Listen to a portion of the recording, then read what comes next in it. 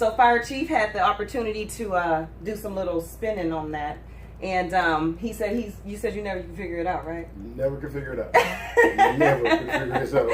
Well, while we're doing our interview, we're going to see when my son finishes, if he finishes it by the time we're done. I would like to see that. And that's what we're about to do. All right, guys, just keep watching. I'm going to go ahead and get this finished. Okay. Hello, everybody, and welcome to #Beautify, where we learn what it takes to be you. Today, I am here with the Fire Chief of Youngstown, Ohio, Mr. Barry Finley. How are you today, Barry? I'm fine, ma'am. How are you? Oh, I am wonderful. It's so great to be here. I'm excited. I've been waiting for this day. And really, I am, because the fire department is such a big part of what creates a solid community. If we didn't have you guys, there would be a lot of things going wrong. Yes, so I just want to first say I value and appreciate the fact that you took that position and that you just did that. Congratulations. This is recent, correct? Yes, it is. Yes, February 26th. February. Yes. My research serves me correctly. We are located here down on 420 Martin Luther King Boulevard. So if you guys want to come and view the fire station or talk to Mr. Finley, just stop on down. Whenever you want, whatever station. Right, that's wonderful. So, the first question that I have is, like we just discussed, you just started this position. How are you acclimating into it? How's it making you feel?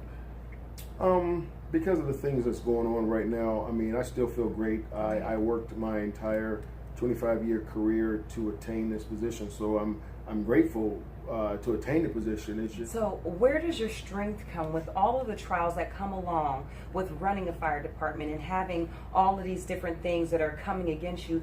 What gives you the strength to keep pushing forward to create a better fire department? Honestly, I look at myself as I'm standing on the shoulders of, his name is Jesse Carter. Okay. Mr. Carter was the first African-American firefighter on this job, and God rest her soul, Cheryl Frazier, she was the first black female, she was the first female in the state of Ohio on the fire department. So, when I think about the things that I'm sure they endured when they got on the job, what I'm doing now is cake. Okay. What I'm doing now is cake compared to what they went through. If they can go through that, I can weather this storm, no problem. That is wonderful. I love the passion when you speak about what you do. So you said you've been a firefighter for 25 years. That's an extensive amount of time. Can you tell me, how did you decide that you wanted to save lives every day? Like, to me, that's how I describe a firefighter, like a guy or a woman who saves lives every single day. Oh, wow. Honestly, for me, it just came to me. It was a natural progression from everything that I've done in my entire life. Literally, I can actually look back and say everything I've done in my entire life was somewhere involved with helping people. I started as a, if you remember where they were, a candy striper at Northside Hospital. Okay. Then I became a lifeguard. I went to the military. When I got in the military, that's when I went to EMT school in California. Came back here, became a paramedic. Then the next logical step when you're a paramedic is to get on the fire department. Right. So everything I've done, and including becoming I'm a nurse and a registered nurse. Okay. I work on the St. E's Mobile Intensive Care Unit at St. Joe's ER. Wonderful. So everything that I have done in my entire life has always been centered around helping people. So. Right. You're just the fire chief and philanthropist all in one. I'm just blessed. Well, there is no other way to be. I mean, I am truly blessed and grateful just the same. Like, life would not exist without the people like you, because I appreciate that. So, let's see. Tell me about the circumference of, pause. I'm gonna edit that out. You're gonna give me this, Elion. You're gonna give me that, because you need to be solving this. We forgot. This is editing, right? And this live video helps people see what I do. And yeah. Nope. All right, so if it falls, you're just gonna have to laugh. All right, back to my question. So, how large is the community that you have to tend to when it comes to your fire station? The city of Youngstown is 34 a little over 34 square miles. And in that, we are actually strategically located all over the city. We have 8 fire stations.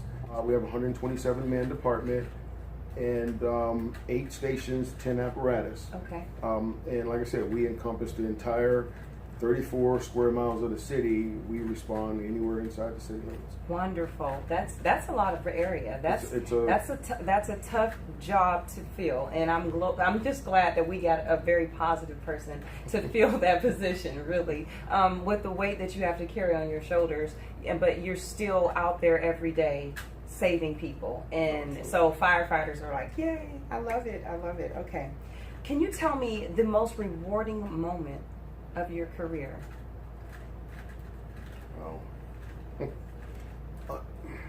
Honestly, this is where I'm at right now.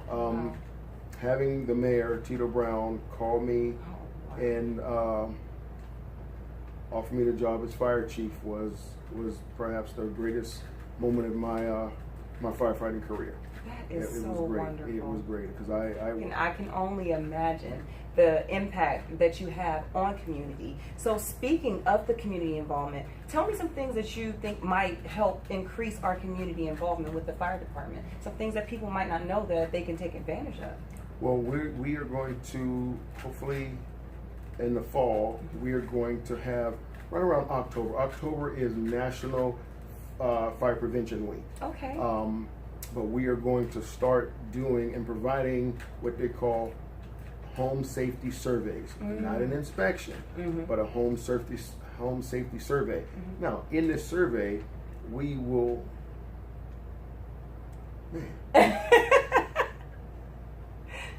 Well, Elion, come here. I guess we need to pause for the cause. You're a brainiac. Yeah. I ain't mad at you. Yeah. I am not mad at you. Don't worry about being a fireman. Just do your thing. do your thing. I'm telling you, that kid's gonna. Wow. He's Wow. He the man. We're gonna be offering home safety surveys, and what these surveys are going. If you call us, when the trucks will come out. Okay. And when they come out, they will basically go over your entire house and tell you the do's and don'ts, especially around October, November, December. Then you start getting ready for the holidays, right. And especially Christmas and the lights, the lights and everything. Especially if you have older lights, like we'll tell you, if you got older Christmas lights, get rid of LED lights and everything because those things heat up. Never things like don't run extension cord underneath rugs and things like that. Don't block your, even though most of us do it. Don't block your exits, with furniture and stuff like that. And one of the main things that we concentrate on, we try to tell people is don't have a door in your house that can only be locked by a key. Because if something happens and that key comes out, now you just successfully trapped yourself inside your house without being able to get out. And bars on the windows, if you're going to have bars on the window, if you do it the right way, because when you do it the wrong way, you will essentially trap yourself in your house. If there's a fire and you can't get out, you try to break the window, you can't get out because now the people you try to keep out, which is understandable, you're successfully trapping you and your family in. If you do it the right way, there are bars that have a panic bar inside your house. When something happens, you hit that panic bar, it releases the bar so that you can crawl out of your house. I mean, those things are, and in my career, we've seen quite a few people, right there by the window that we had to, that didn't make it because they were trapped. It's a good idea to keep people out, but you have to keep in mind that you might be keeping yourself in also. Yeah, wow. That's so important, man. Guys, you should really take that home right there. Please, if you're watching, I just actually a couple days ago did a fire awareness just because I was talking to a friend and we were talking about my son and she said, well, how did you, I said, I teach my kids we do a fire drill when we get to our new house. And she said, oh, you do? She said, oh, you're so smart. I'm like, oh, thank you. And then she says, so what did you say? I said, well, I asked both of my children, What happened? What do you do if we're in a fire? Well, my daughter was like, I come look for you. I said, no, don't look for mommy, because it's probably fire and smoke everywhere, you know. And so as I'm, you know, just laughing it off with her that she would come look for me and making sure that she knows, what do? We meet in the front yard. You go out the nearest exit. If you have to go out a window, be careful. Don't touch, you know, if you tap the doorknob if it's hot, you know, just teaching them these things. So as I'm saying these things, my son begins to speak, and this is about 2 years ago, and he goes, man, if it's a fire in the house, I'm going down the basement and I'm gonna hide in that cupboard. Most kids do. And that broke my heart at that moment. And I couldn't even, like, even now kind of really brings me back to that, because I at that moment, I'm telling you, I was serious. I got that mommy, you know, I was like, and I started crying. Right, let me tell you, baby, please, from the bottom of my heart, do not go and hide. Because in my mind, all I could see is him curled up, burned in that cabinet. And we as firefighters, we every year, all the time, we go to schools and we teach kids, because we know that kids hide, be it under the bed or in the bathtub, in the closet, and so we actually search those areas. If we're doing, we have a fire in an occupied house, we actually search those areas. They say a kid's in here, we search every place that we think a kid could be hiding, because kids get afraid and they go to their safe place. And a kid will hide. And you have to teach your kids. You have to teach your kids. Oh, wow. This has been so great. I really, really enjoy speaking with you. My last question, because we're getting up to time here, is what would you like people to think when they hear the fire sirens? Because there's so many thoughts that go through people's mind. What thought do you want them to think? When you hear a siren from a fire truck, for sure you know that we are coming to help.